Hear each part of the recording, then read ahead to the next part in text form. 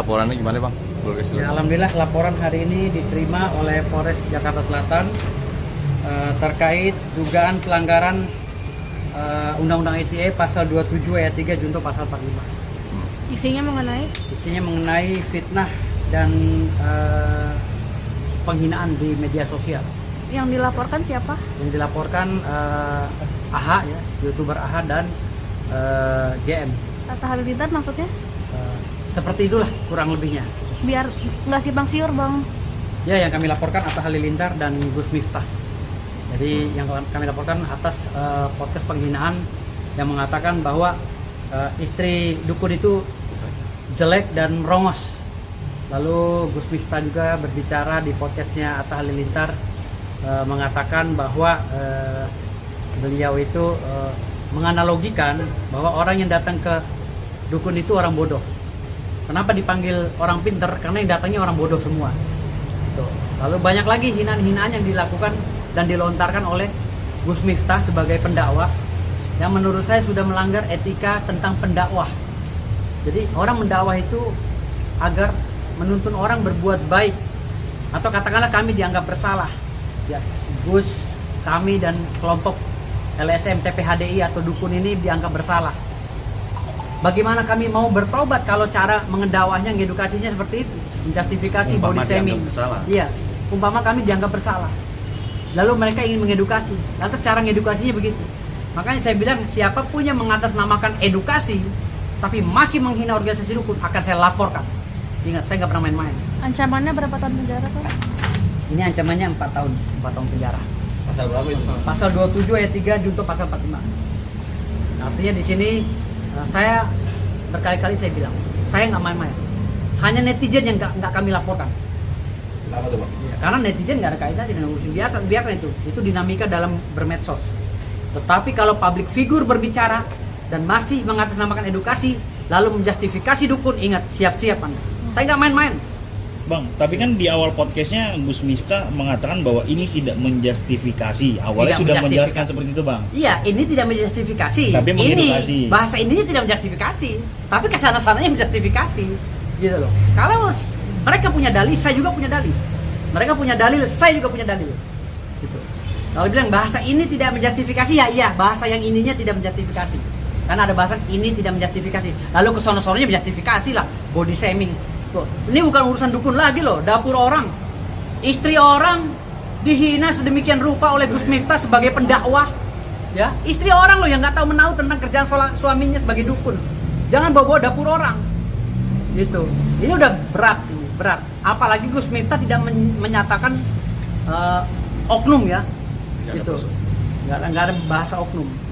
Barang buktinya mungkin Bang apa? Barang buktinya banyak ya. Di sini ada screenshotan komentar daripada masyarakat. Enggak usah bukan. Banyak Bapak yang berantakan. Jadi ini pencemaran nama baik Bang. Pencemaran nama baik dan fitnah dan hinaan di media sosial. Langkah selanjutnya dari kepolisian sendiri, apakah akan memanggil dalam waktu kapan gitu Bang? Kalau polisi ini kan menjalankan sesuai dengan hukum acara ya. Jadi mereka ini kan administrasi hukumnya sudah kami laksanakan bersama-sama. Lalu mereka juga menunggu perintah dari atasannya apakah memanggil. Nah, tapi untuk laporan kami pertama 2 minggu lalu terkait pesulap merah atau dukun merah itu akan dipanggil saksi nanti. Saksi berikutnya. Nah, mungkin setelah saksi berikutnya ini minggu depannya lagi pesulap merah akan dipanggil. Nah, di situ pertanggungjawabkan bahasa Anda. Mana dukun yang cabul, mana dukun yang penipu. Gitu.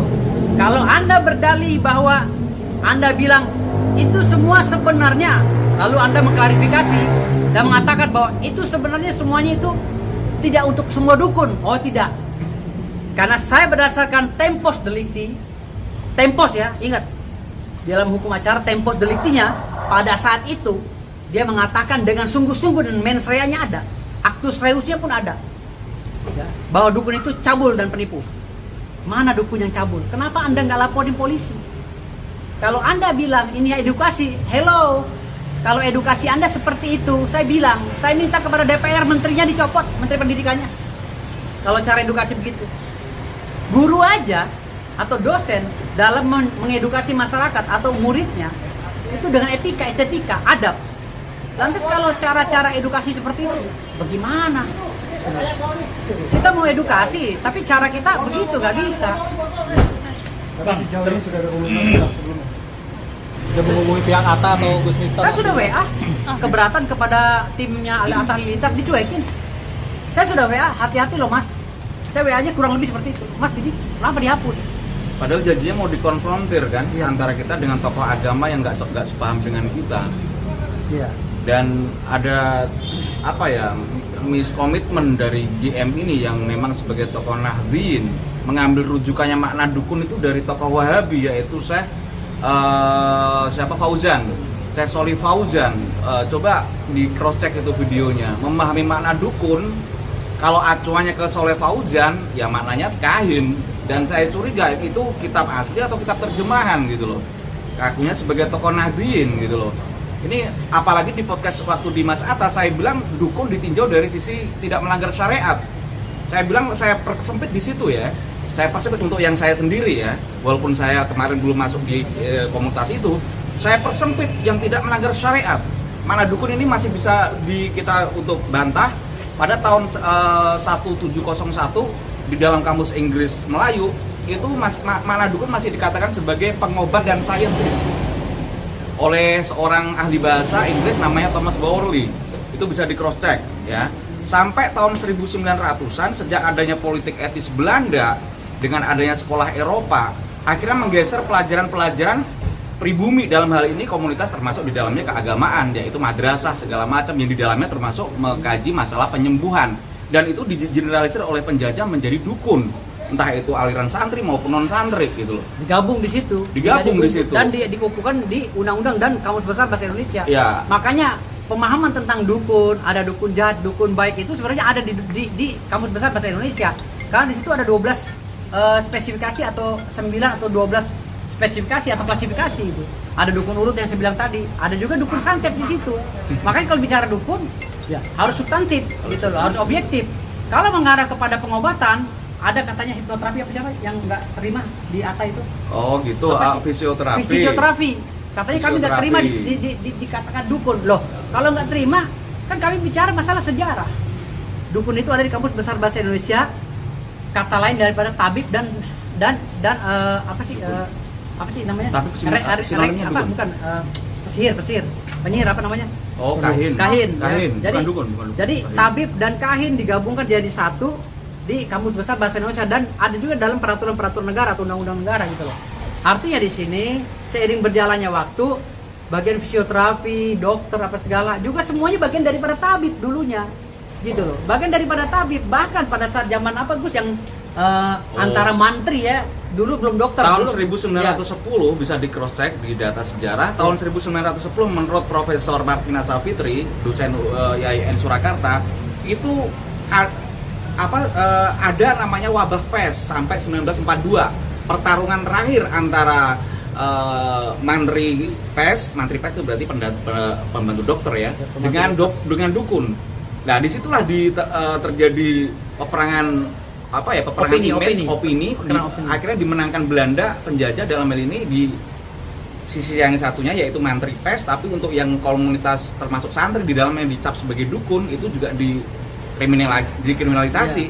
Termasuk pakar di dalamnya yang dimanai dukun itu pakar pengobatan dan sains gitu loh. Jadi pakar pengobatan itu pada saat perdebatan antara mantri yang mewakili dokter, dulu kan belum ada dokter, mantri namanya. Mantri. Itu pakar itu berdebat dengan orang-orang dukun ya, katakanlah tabib atau paranormal. Ini debat mereka tentang ilmu metafisika dan fisika, debat. Dan akhirnya yang kalah itu ya tim daripada tabib dan paranormal tadi, yang menang itu mantri gitu. Iya, makanya muncullah universitas-universitas yang mengatasnamakan kedokteran kan gitu. Jadi kalau bicara masalah inilah edukasi yang sebenarnya dirunut dari sejarah. Ya. Gitu loh. Jadi kita berbicara masalah edukasi, kita tidak pernah justifikasi orang, ngata-ngatai orang gitu loh. Kamu cabul, dengar kata saya. Kamu coba andaikan saja kalau kita ngikutin aliran sesat ya yang dilakukan oleh si dukun ini, ya dukun merah ini, ya aliran sesat menurut saya ini. Baru ini mengedukasi caranya begini gitu loh. Andaikan saja kita mengikuti semua masyarakat Indonesia ini langsung mengikuti dan menjustifikasi tanpa ada proses pengadilan, jadi kacau balau. Coba di kelas-kelas kita contoh ya, misalnya seorang guru mau ngajar ke anaknya baru masuk, Halo anak-anak, selamat pagi anak-anak kambing, anak-anak kebo, selamat pagi. Itu bahasa itu halus ya. Tapi pasti anak-anak itu tidak terima. Loh, kok guru ini mau mengajarkan kita tapi tidak pakai adab? Kita dipanggil anak kebo, anak kambing. Lapor ke orang tua kita. Lalu orang tuanya nggak seneng, datang ke guru BP, guru kepala sekolah dan lain-lain. Gitu loh. Kan itu seperti itu. Jadi kalau mengedukasi itu ada SOP-nya. Jangan edukasi mengatasnamakan edukasi kita bongkar trik. Kalau memang ada dukun yang salah, ya laporan ke polisi itu kayak kita nih. Kalau memang ada dukun yang salah, lapor polisi ya. Kalau ada yang menghina dukun kayak kita nih. Ini laporan yang udah ke-12. Ya. Yang saya hitung-hitung nih laporan udah ke-12. Jadi gimana? Lakukan kayak kita ini gitu loh. Kalau mau ngelaporin kayak kita. Tapi sudah ada upaya ketemu Bang? Kita nggak mau ketemu kan, saya sudah bilang di law firm kami ini haram hukumnya untuk bertemu lawan. Semenjak saya menangani kasus, haram hukumnya untuk menangani lawan. Walaupun lawan kami ini gajah, kami nggak pernah takut kok. Bang, kalau akhirnya nanti Atta atau Gus Miftah meminta maaf gimana? Tetap lanjut atau? Oh, maaf itu tidak mengurangi proses hukum. Maaf itu secara agama ya memang iya wajib gitu, saling memaafkan. Tapi prosesnya jalan nanti kita lihat pada saat gelar perkara. Bang, tapi terkait kecewa Bang sama Atta karena katanya sempat di-takedown wawancara. Ya bukan kecewa lagi, orang kita ini sedang menjelaskan, memberikan pemberitaan yang berimbang agar kami ini tidak diserang semua oleh netizen. Lalu tahu-tahu berita tentang penjelasan kami, tentang pencerahan kami dihapus. Lalu Atta Halilintar berbicara bahwa itu tidak ada faedahnya. Menyesal mengunggah itu, mengundang kami, menyesal kata dia.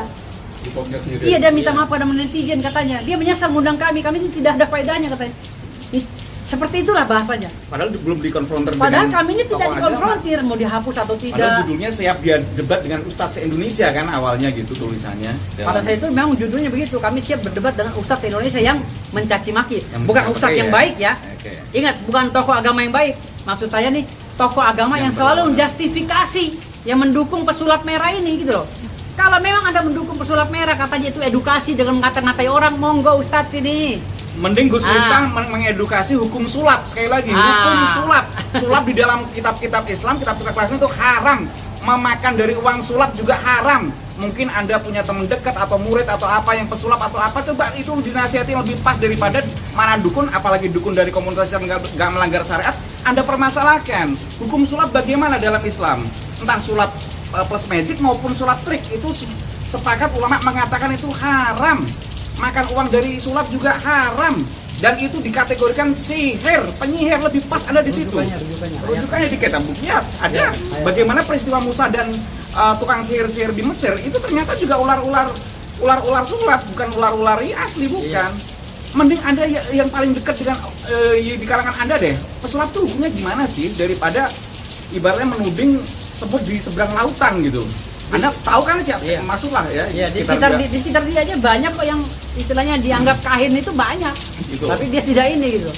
Dan wawancara dia juga ambigu kan. Tempo-tempo dia mempercayai adanya ini ya kan. Tapi membandingkan karomah kan kita bilang kan kalau memang dukun tidak melanggar syariat, tidak ada masalah, itu istilah saja. Sebagaimana kiai itu ada yang makna tokoh agama, ada yang namanya kiai, nama keris, bahkan Kerbo di Keraton Solo itu juga dinamain kiai. Ini yang mana gitu loh.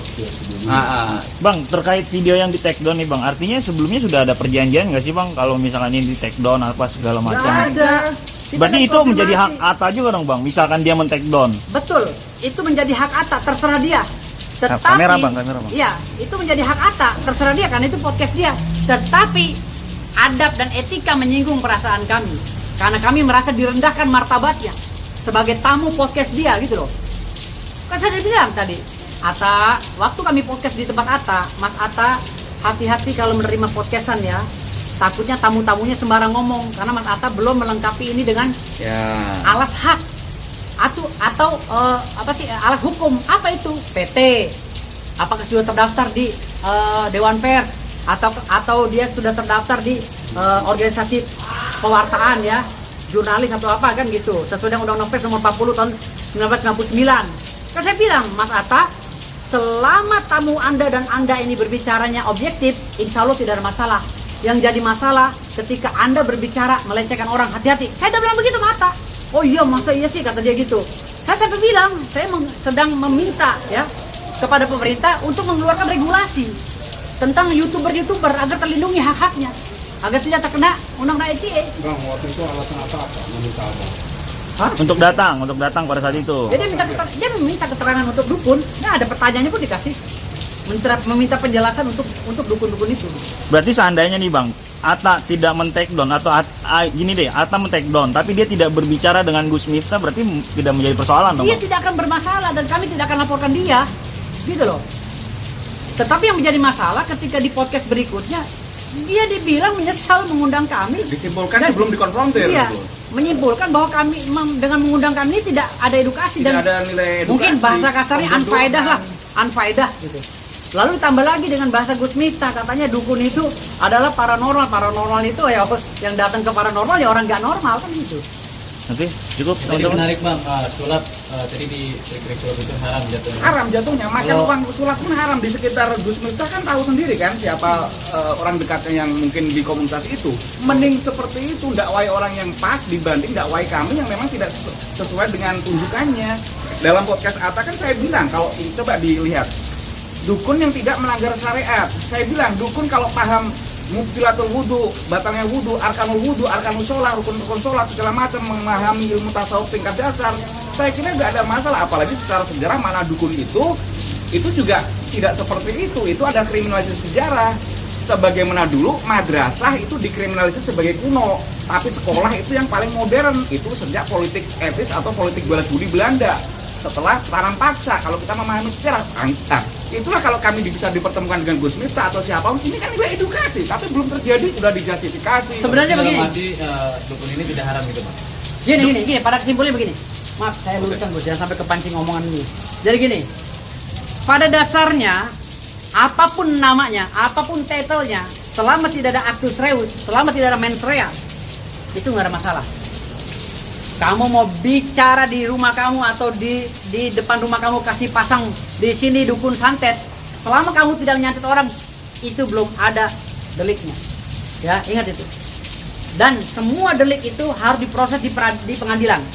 Ya, di dalam pengadilan itu harus ada putusan hakim yang ingkrah. Baru kita bisa bicara bahwa dukun itu cabul dan penipu. Itu pun harus ditunjuk siapa yang cabul dan menipu, bukan mengeneralisir. Itu ya, ingat. Jadi mau ngaku dukun kek, mau ngaku apa di negara ini silakan saja. Mau ngaku gus kek, mau ngaku orang hebat kek, mau ngaku sultan kek, mau ngaku apa, silakan aja. Yang penting jangan sampai melanggar. Ketika ada delik muncul dan orang tidak terima, insya Allah kamu harus pertanggungjawabkan dalil-dalil kamu. Terakhir Bang, itu berarti LP-nya 1 LP 2 yang dilaporin Bang. 1 LP 2 orang. Yang melaporkan siapa tuh? Yang melaporkan Gus Irfan Effendi. Gus Irfan Sultan nggak Effendi. jadi bang. Hah? Yang sultan nggak jadi. Sultan nggak ada kaitannya. Kan beda case itu. Saya ngurusin dulu kalau Sultan kan pada saat itu saya berbeda. Karena saya ada kegiatan lain kan selain dukun.